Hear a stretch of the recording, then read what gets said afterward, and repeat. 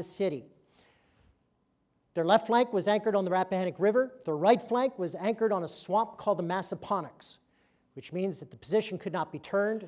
It would have to rely on a frontal assault. Because of the nature of the Confederate line being 8 miles from end to end, Robert E. Lee and Ambrose Burnside both knew where the Union Army could and could not attack.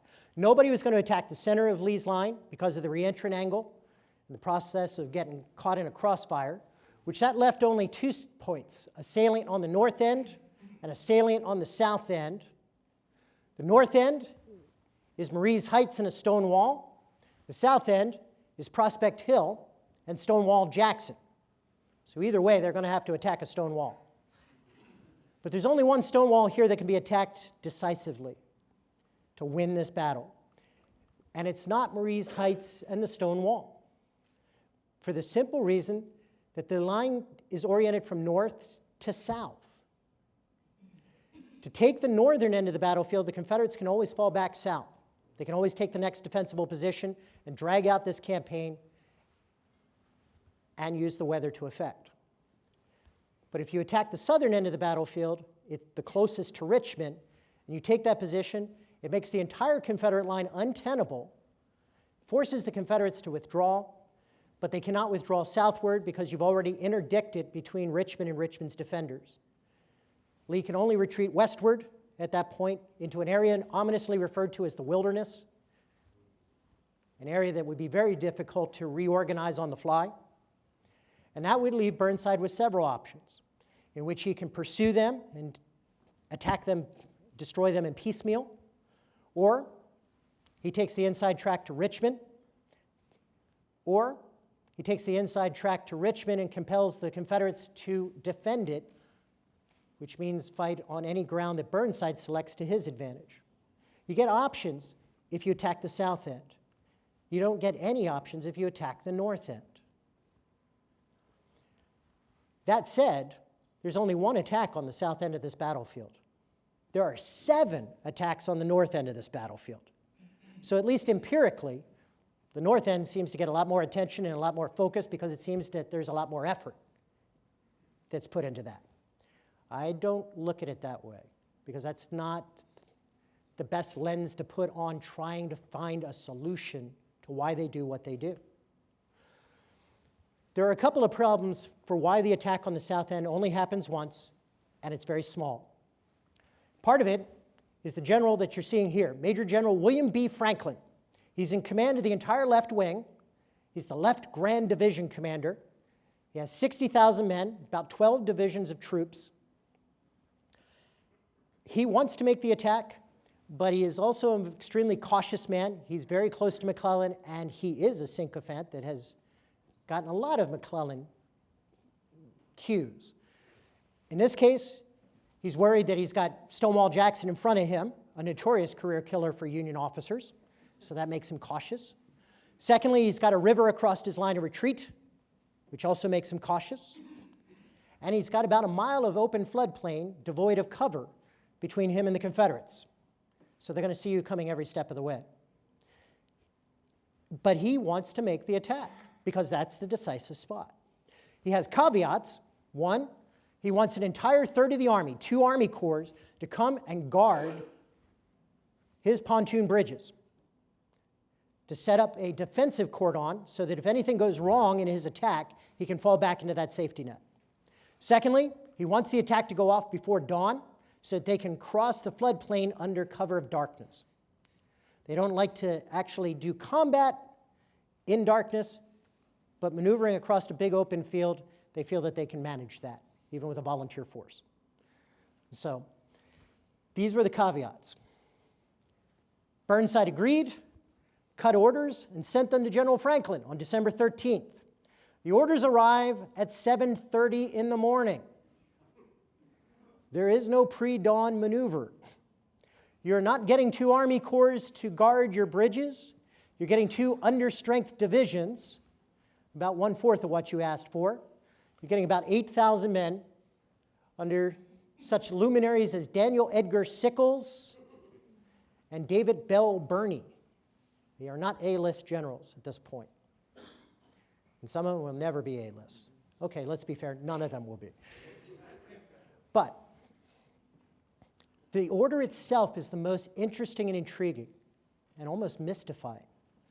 What it told General Franklin to do, and keep in mind he's got about 12 divisions here, the order said send a division, at least, to seize the heights by Captain Hamilton's Crossing. Keep it well supported, keep its line of retreat well open, and keep the rest of your force ready to make a rapid movement down the old Richmond Road, which runs parallel to the Confederate line. Now, a division's about 4,000 to 5,000 men. You got 60,000. Could you use more? It said a division at least. So could you use more? Franklin thinks not, because everybody else already has a job, and it's mutually exclusive. They have to be ready to make a rapid movement down the Richmond Road.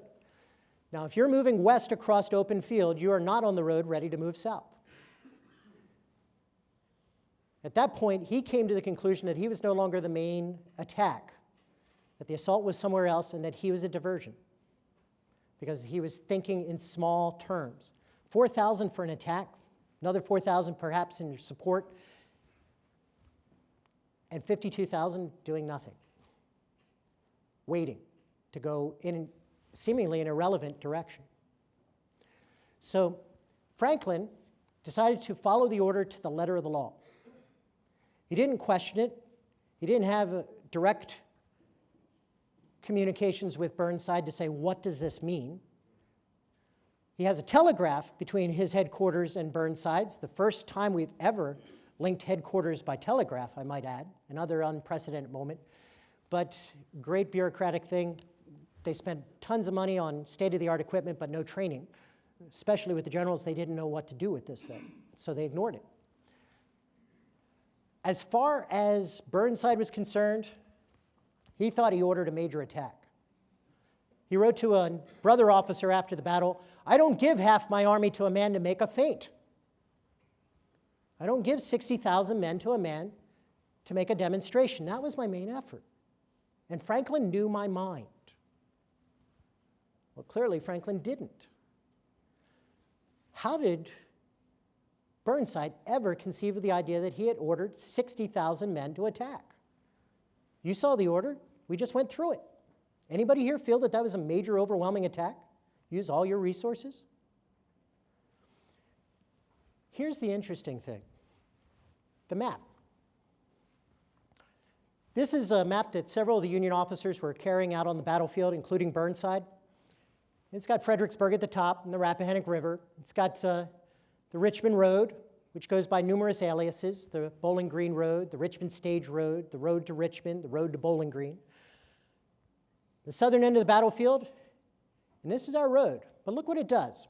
The road to Bowling Green on the map turns. And where does it end up? It ends up on the Confederate flank. So if we read that order again, I want you to send a division at least to seize the heights. And I want you to keep the rest of your force ready to go to the heights. He just ordered 60,000 fellas to show up on that end. Pickett's charge, which is 15,000, would have looked like a Sunday school picnic next to this operation. But there's two problems here. One is, General Franklin doesn't have that map. The second is, General Burnside does, because the Burnside map is wrong. The road to Bowling Green doesn't turn and go west.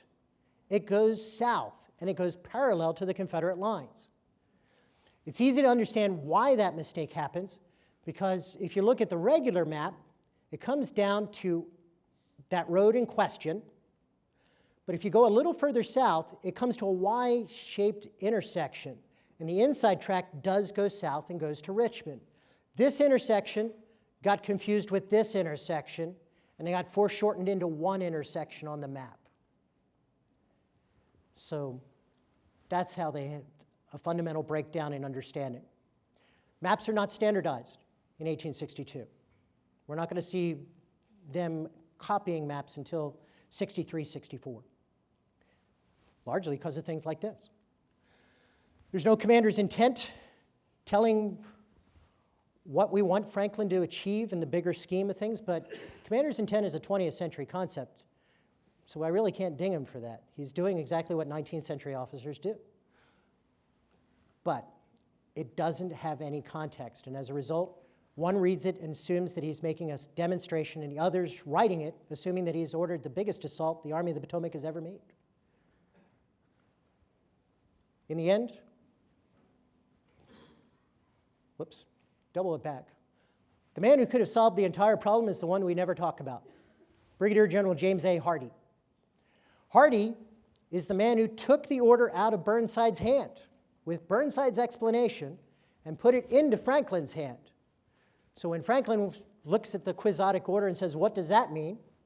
This man could have answered that. He could have interpreted the order, but he didn't.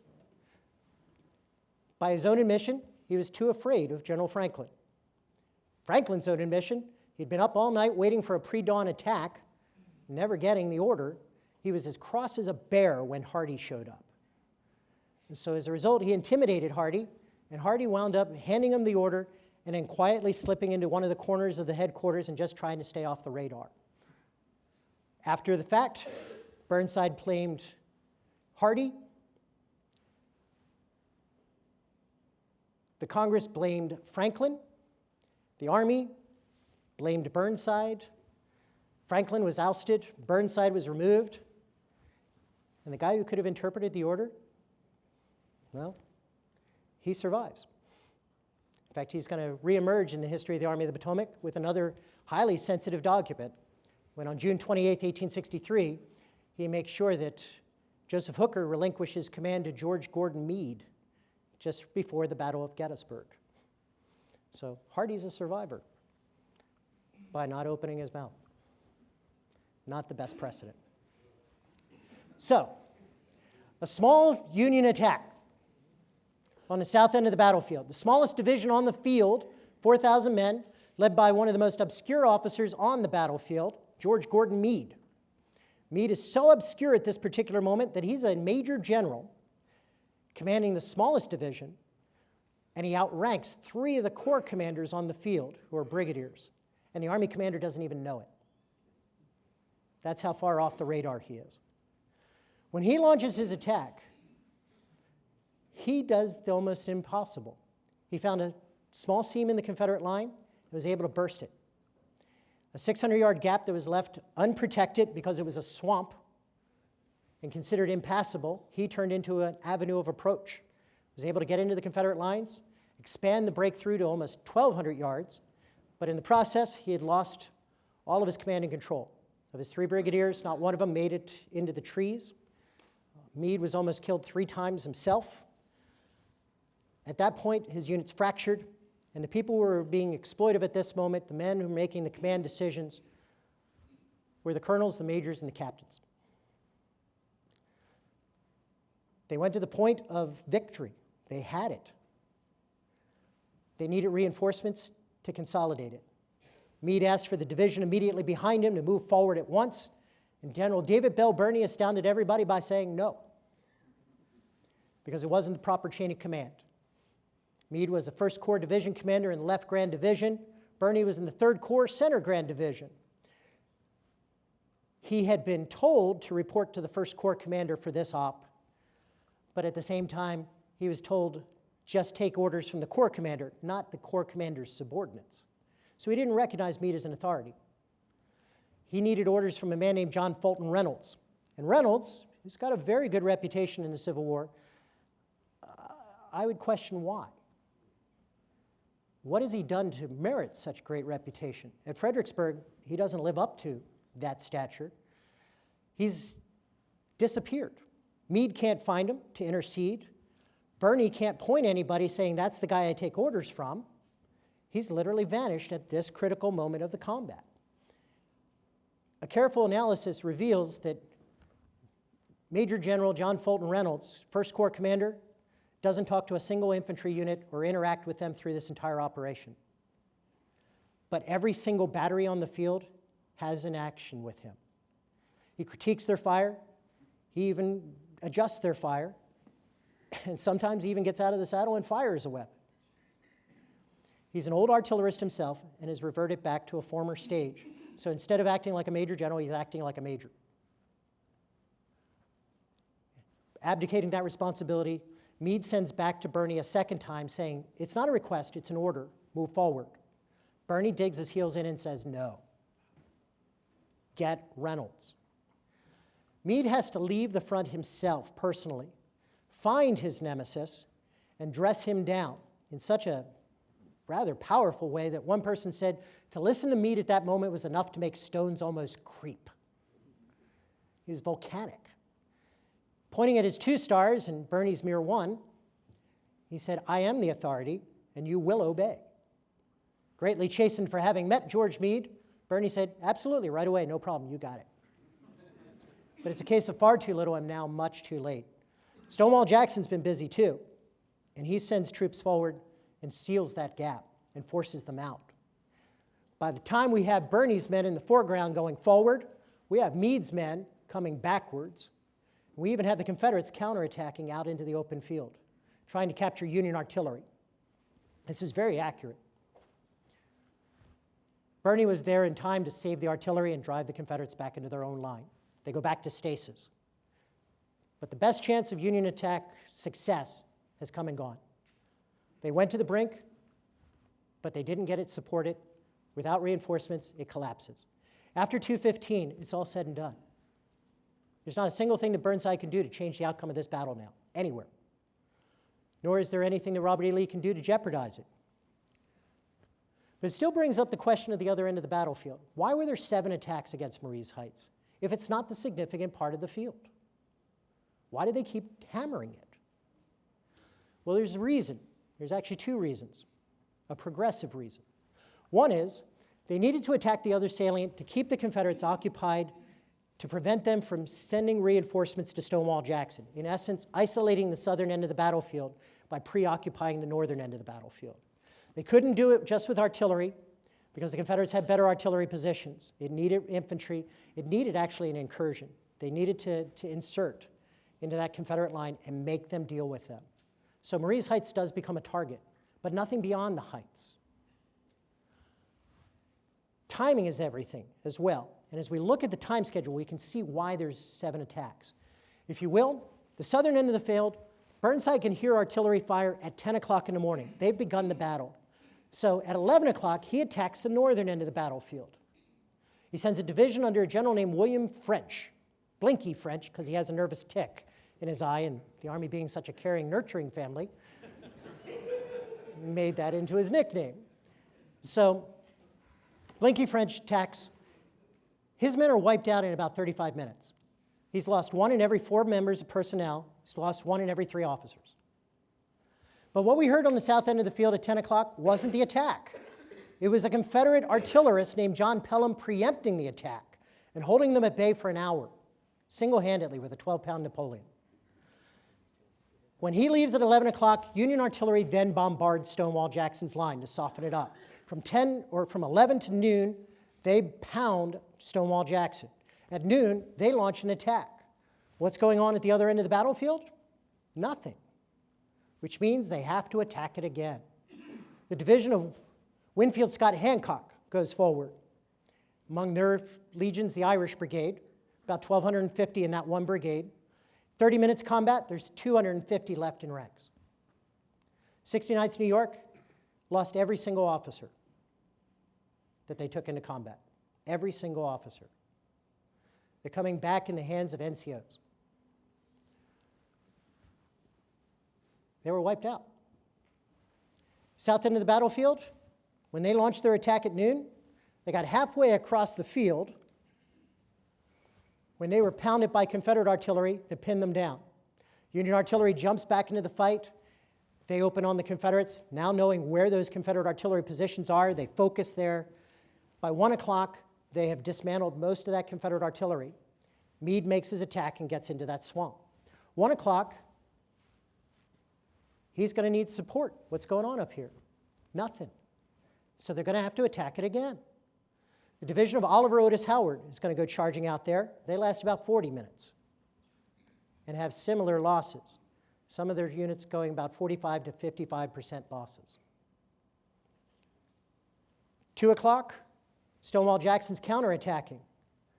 Confederates are swarming George Meade. Aren't they keeping the Confederates occupied on the north end of the field? From the Union standpoint, no.